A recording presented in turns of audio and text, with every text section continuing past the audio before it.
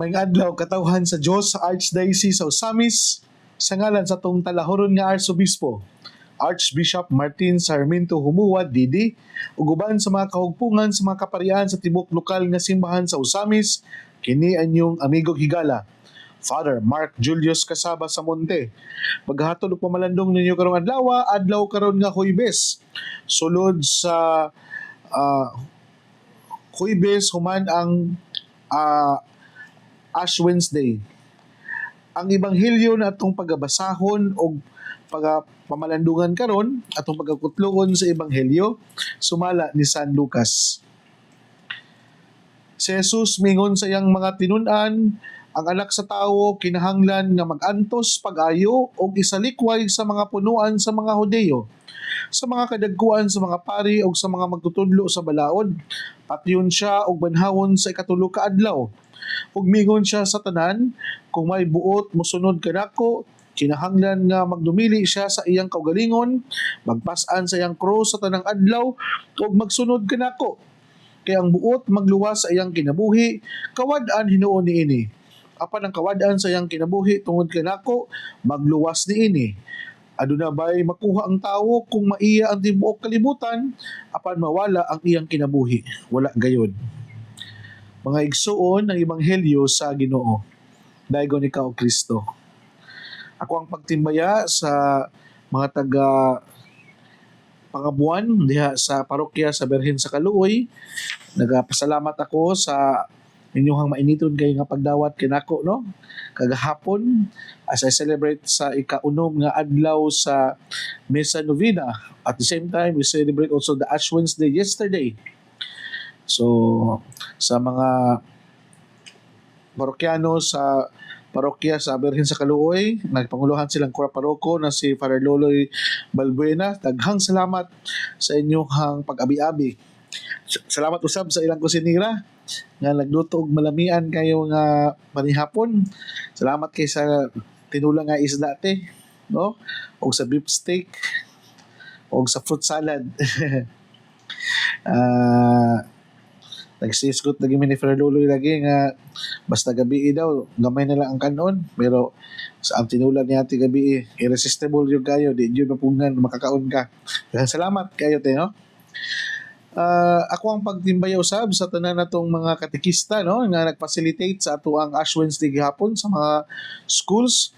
Naman tayo mga ginagmay mga kapakyasan, naman tayo mga ginagmay na mga loophole sa part namo o sa part po nato sa isip mga katekista. Sige lang, we learn from it. O gunaot pa unta nga makaton punta sa mga unsay angay natong lantawunon, areas for growth no and subject for evaluation. So mga igsoon ko na ni Kristo, tanang mga naminaw na to karon, tanang mga avid listener na to all over the globe, maayong adlaw, o karon naala kita sa Lent season. Kahapon nagkaulog kita sa Ash Wednesday, so it marks the Lenten season na ang atong simbahan nag-encourage ka nato to observe the Lenten discipline, the fasting, almsgiving, and abstinence, no? Nga sa ato ang pag-abstain from eating what is pleasurable and musay mga lamian na mga mahalon pod.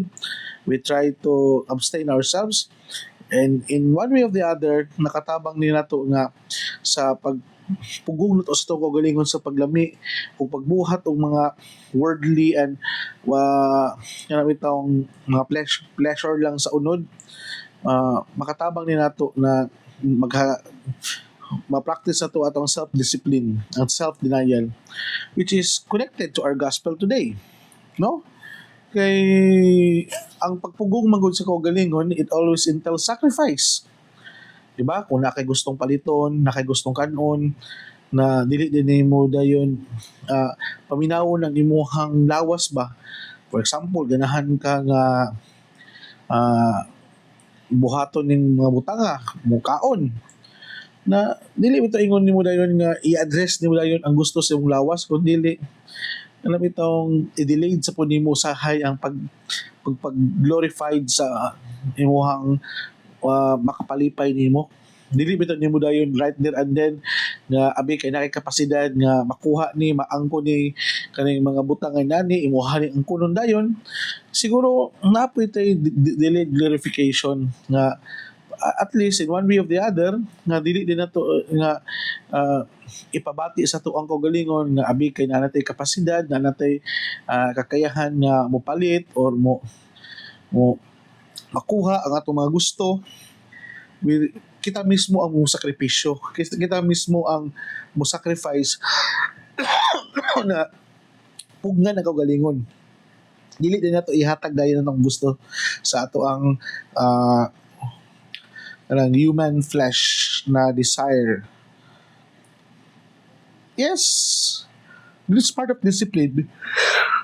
Part siya sa ang pagpugong part sa disiplina sa kaugalingon, labi na din sa ato ang sa ato ang adlaw-adlaw nga pagpangandoy aning kalibutan na. Ngano importante man ang disiplina mga igsoon. Kay tungod dili man gud tanang mga desire sa ato ang lawas mo'y angay. For example, we desire for mga butang murag gusto lang nimo kay tungod mo'y makapalipay nimo. And the question is, kanang yes, pwede nimo makuha, pwede nimo siyang makabot, pwede nimo siyang maangkon, pero ang pangutana, human nimo maangkon ning mga butanga, human matilawan nimo ning mga kasiyatiana, human nimo nga makakabot nga imong mga gusto. Unsa naman dayon sunod dayon? Unsa naman dayon karon ang kabuton pa nimo? Mao na nga usahay kanang dili nato dali-dalion ang proseso sa mga gusto nato para makuha nato ang atong gusto, kundi ato pong tugutan ang panahon nga muantos ta gamay, musakripisyo ta gamay aron sa ingon nga ang atong kaugalingon bitaw wala na to gianad nga kung unsay gusto niya ihatag nato, i-spoil bitaw nato. Tanawon ng mga bata nga gianad silang ginikanan nga unsay ilahang pangayoon ihatag dayon. Then mabot sa puntong panahon nga dili bitaw mahatag na silang ginikanan, mao dadto naman dayon maglangi na, magbagulbol na, o mahimo na kayong too much self-entitled kay gianad man nga unsay gusto ihatag dayon. Una nga si Jesus mingon sa iyang mga tinun-an, ang anak sa tao kinahanglan nga mag-antos o isalikway sa mga punuan sa Hudiyo. Unsa may pasabutan ni mga igsoon? Ang pag-antos magod parte gyud siya sa kinabuhi. Ug sa tong pag-antos usahay di ta masabtan. Ug kay di man ta masabtan, we experience rejection. Simple as that. So, inala gani ang kinabuhi no nga ikaw na gani ang nagbinuutan, ikaw na gani ang tinarong, ikaw pag yun ang ma-misinterpret nila, ikaw pag yun dawaton usahay, ikaw pag yun ang isalikway. What a painful experience from a human person na nagtinarong o nagpakabuhi nga balaan o batarong. Mao na nga kung buot mo sunod mo kanako ingon si Jesus, kinahanglan magdumili siya sa kaugalingon, magpas-an siya ang krus, o kung buot ka magluwas sa iyang ginabuhi, kuwan ano nini. Kung sa may but masabot na nga, if we want to follow Jesus, we need to carry our cross every day. There are many cross. Cross is heavy.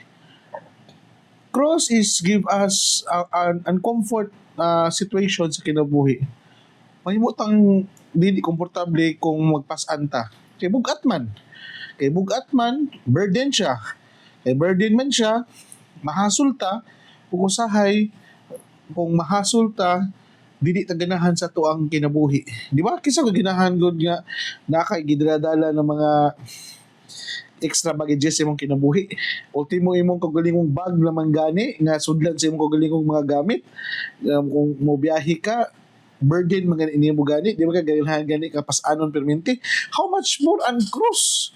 Na ang cross para nimo is a symbol of na kahihiyan, a symbol of kanang kaulawon. Then imong pas-anon. May suon in this modern time, wala man siguro yung magpapas-an og cross na nato no kay Wala naman, dili naman mauna pa maagi sa pagsilot sa usa ka taong kriminal ang pagpasan sa krus o ilansang sa krus. Siguro ang bagong krus ito karong mga panahon na ato ra pong kagalingon. Kay gano man, kay ang tao manggod nga wala kailas siyang kaugalingon, usahay uwaton siya siyang kaugalingon. Uwaton siya siyang kaugalingong gusto, uwaton siya siyang kaugalingong kaibog sa unod o kaibog sa mga butang o kaibog siya sa mga kalibutanon kaayo nga mabutang. Kita na pero usahay mo ay hinundan sa itong mga cross. Dapat pa unta mga igsuon na kaning cross na atong gidala-dala karon na ato ang mga issue sa kinabuhi, dili kita magpadala. Hindi na ito pasanduyunan na ang issue maoy mo control o mo govern nato. Mabitaw na nga gitagaan tag chance nga makaila sa atong kaugalingon, ma-aware ta sa to ang mga issue sa kinabuhi, o ato ma-acknowledge nato kung unsa atong mga kakulangon sa kinabuhi, para ingon niini nga dili nato mahimong cross ang atong kaugalingon. Dili bitaw ta nga malibog ta ngano nani mangko ngano na mo yung mga pagbati ni nani. Ikaw mismo kabalo ka sa pattern, kabalo ka sa dynamics sa imong kaugalingon aron sa ingon kabalo ka unsa ang likayan ug unsa ang pwede nimo buhaton kung naa ka sa mission. So inana na simply ang usa sa mga pamalandong nato mga igsoon no kung kinsa ang cross ato ang kaugalingon. Usa pay laing cross kani ato ang mga health concern, ato ang mga financial concern, kani atong spiritual concern. Mahulog man na siyang cross good kay kung human ka nakaila sa imong kaugalingon, you try to reach out others, then sa pag-reach out nimo sa uban di mo masabtan, mao na nga diha dayon ang gitawag natong relational concern o diha dayon magsugod ng atong cross. Gilab ka nimo ang tao, gihatag nimo ang tanan, misalig kay ka, kay sa diha pagsalig nimo totally, gibinuangan dere ka, pagkanda kong cross gud na mga igsuon.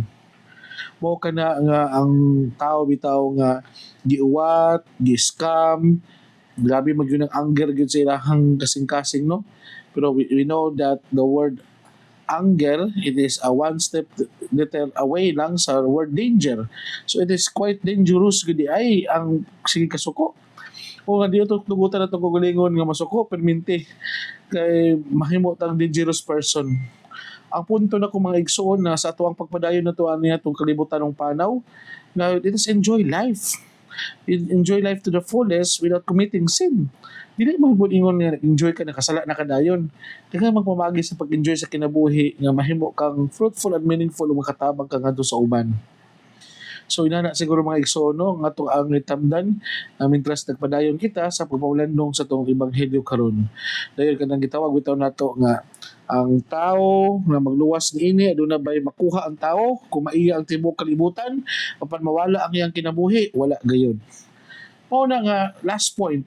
Unsaon man nimo nga ilado kay kaning kalibutan na well known kay kaning kalibutan na you have everything in this world but after your life here on earth, after sa imong earthly journey, earthly life, kani bitong tanan imong gi-accumulate, gitaguan, gipang savingsan, mo bitoy hinundan nga lisod ka makasulod sa langit kay mawili pa man kaning kalibutan na kay daghan man kang gipangbilin nga butang. Mao na nga daghan kag accumulate pero usahay mo pa hinundan nga dili ka dali maka-detach pod sa maong mga enjoyment sa kinabuhi. Ato i-identify asa man ang source ang akong inspiration, hope and joy sa akong kinabuhi karon. Kani bang mga source at enjoyment sa akong kinabuhi mao pag kani ang nagtabang kanako na mahimo kong mayong tao aning kalibutana. Kaya kung kaning mga tao na naghatag nimo sense of direction, sense of joy, sense of pain and suffering, then kung wala ni sila, murag maguba po nimong kinabuhi, na lantawon nato na mahisuon. Yes, knowing the fact na before nga naabot silang kinabuhi, naana sila daan. Pero isip gitawag na to og sacramental brotherhood kinsa pa mo gilain gud angay na tong sharingan at angay na tong tug-anan nato sa ato ang mga suliran sa kinabuhi kundi ato ra po mga kauban. Ang punto lang ako mga igsuon nga balakag dili man nato maangkon ang tibuok kalibutan tungod kay napay mas labaw o napay mas powerful nato, pero we remain humble and meek na hinaot pa unta na unsa ang angay para sa imuha, imuha o unsa angay pud pa sa ilaha maila. Dili na ta nato i-compare atong kinabuhi kay kung if we comparing ourselves to others, mao na hinungdan nga dili ta maka-move on ug usahay di ta mahimong malipayon aning kinabuhi. Okay lang nga dili nimo maangkon ang bahandi aning kalibutana pero ang langit nahulat man pud nimo.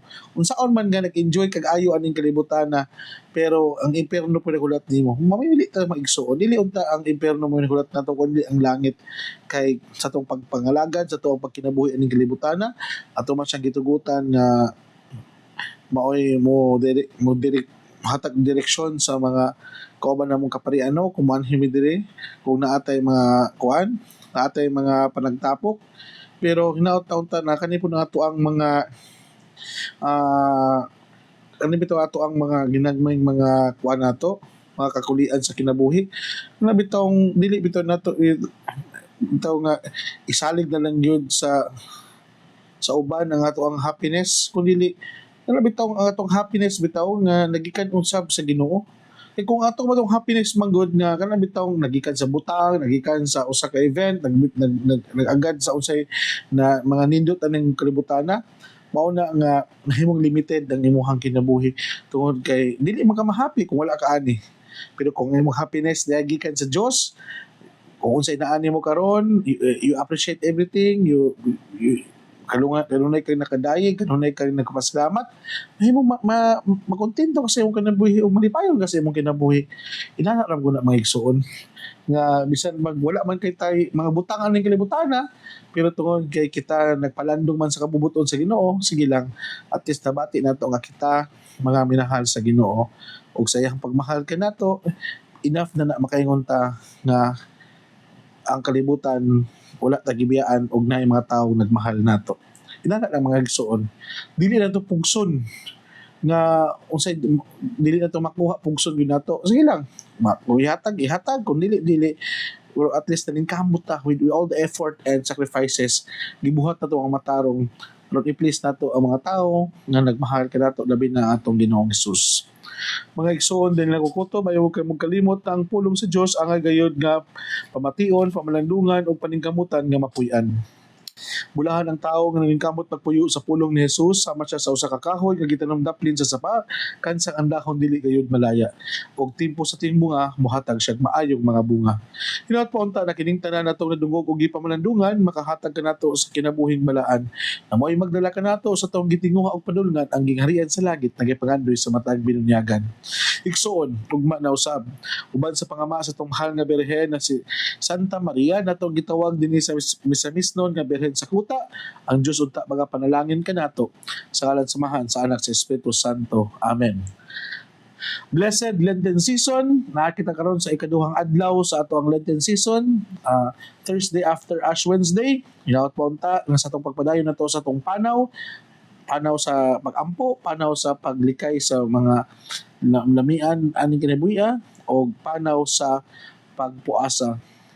Hinaut pa unta nga kini mo padulong dito sa kanang pagtabang sa atong isig kaingon. Dang salamat o God bless katong tanan.